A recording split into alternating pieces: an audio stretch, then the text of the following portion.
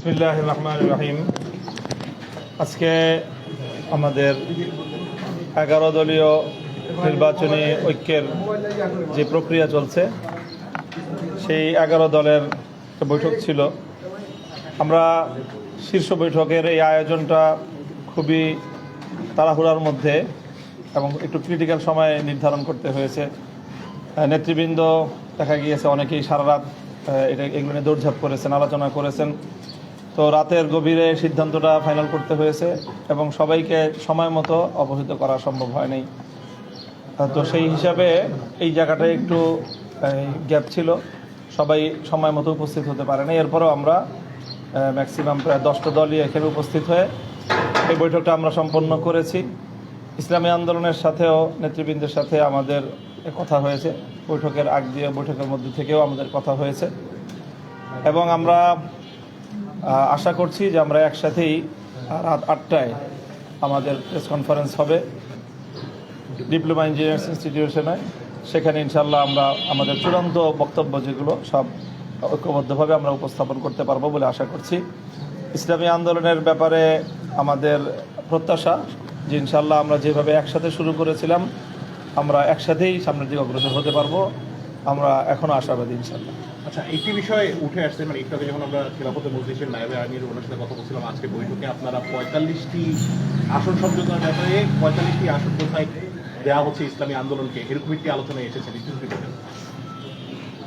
এই বিষয়গুলি আমরা অফিসিয়ালি এখনও পরিপূর্ণ ফাইনাল করছি না, যেহেতু আমাদের রাত 8টার সময় আমাদের প্রেস কনফারেন্স আছে। আসন সংক্রান্ত যাবতীয় ডিটেলস আমরা সেই কনফারেন্সেই করবো ইনশাল্লাহ এবং সেখানে ইসলামী আন্দোলনকে অ্যাকোমোডেট করেই আমরা আমাদের চূড়ান্ত তালিকা আমরা প্রকাশ করতে পারবো বলে আমরা আশা করছি।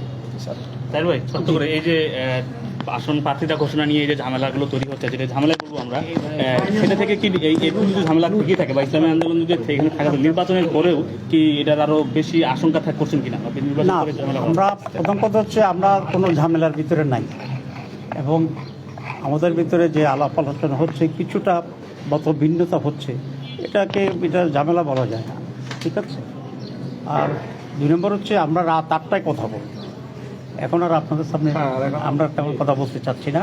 সবাইকে ধন্যবাদ। তাই ভাই, ছোট্ট করে যে যেটা হচ্ছে যে আমরা যতটুকু শুনেছি যে যদি ইসলামী আন্দোলন এসে থাকে তাহলে 300 আসনের ঘোষণা হবে, না হলে 250 আসন। আসলে না আসলেও কি 300 আসন করবেন না 250 থাকবে? এটা রাত 8টায়।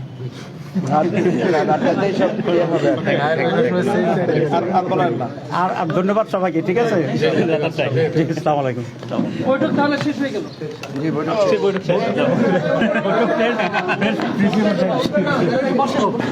বসে থাকেন, আমরা সবাই বসে থাকেন, ঠিক আছে।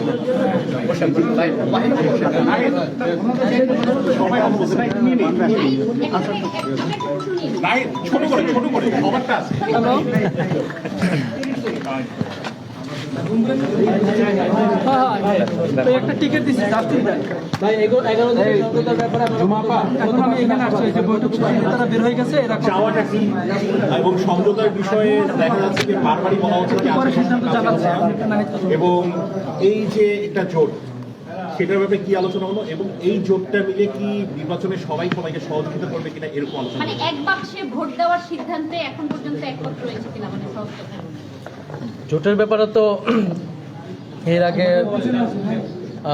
দায়িত্বশীল ওনারা বললেন, এই ব্যাপারে আমি বলবো না। আমাদের জায়গা থেকে আমরা আশাবাদী এবং আমরা সময় নিচ্ছি এই কারণেই যাতে এই জোট প্রক্রিয়াটা অটুট থাকে এবং আমরা এই জোট কিন্তু শুধুমাত্র আসন সমঝোতার জোট হলো, এটার একটা রাজনৈতিক গুরুত্ব আছে, এটা আপনারা সকলেই বুঝেন, দেশবাসী বুঝেন এবং একটা আকাঙ্ক্ষার জায়গা আছে। এই নির্বাচন প্রতিযোগিতাপূর্ণ হবে এবং আমাদের যেই এজেন্ডাগুলো রয়েছে, সংস্কার, দুর্নীতি বিরোধিতা, আধিপত্যবাদ বিরোধিতা, সেই এজেন্ডাগুলোকে সামনে রেখে আমরা একটা ঐক্যবদ্ধ জায়গায় নির্বাচনে অংশগ্রহণ করব এবং সবাইকে সহযোগিতা করে একটা প্রতিদ্বন্দ্বিতামূলক নির্বাচনের মাধ্যমে আমরা গণতন্ত্রে উত্তরণ করব। এটাই আমাদের সবার প্রত্যাশা।